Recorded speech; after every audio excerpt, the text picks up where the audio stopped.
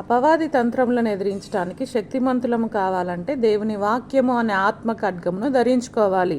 ఈ ఆత్మ ఖడ్గము సాతానును అటాక్ చేయడానికి ఉపయోగపడేది.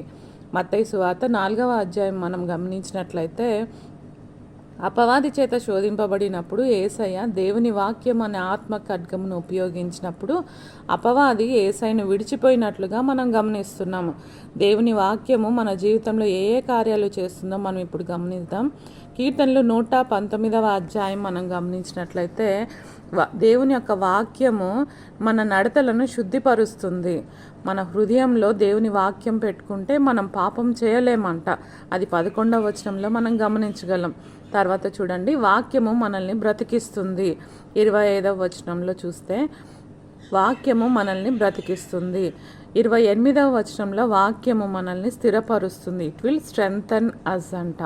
సో ఏదైనా మనకి కష్టాల్లో ఉన్నప్పుడు, మనకి స్ట్రెంగ్త్ కావాలన్నప్పుడు దేవుని వాక్యం దగ్గరికి వచ్చినప్పుడు అది మనల్ని స్ట్రెంగ్థెన్ చేస్తుంది.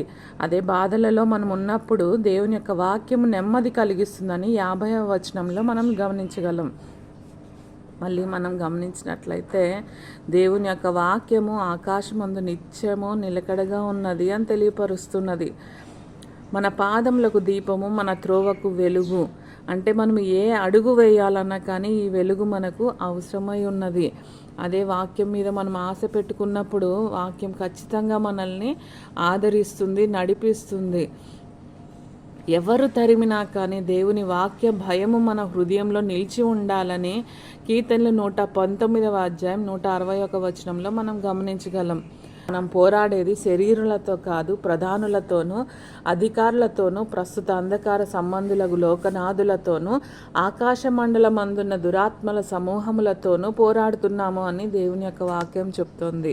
ఈ పోరాటంలో మన చేతిలో ఆత్మ ఖడ్గము లేకపోతే అపవాది తంత్రముల మీద మనము జయించలేము.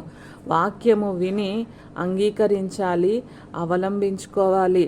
మార్కు సువార్త 8వ అధ్యాయం 15వ వచనంలో అది మనం గమనించగలం.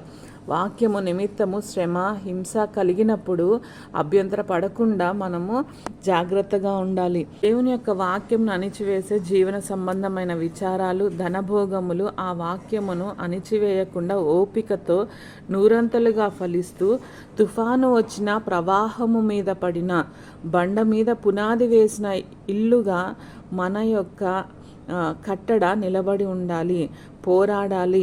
ఆత్మీయ పోరాటంలో గెలవాలని దేవుడు నీ పట్ల, నా పట్ల ప్రణాళిక కలిగి ఉన్నాడు.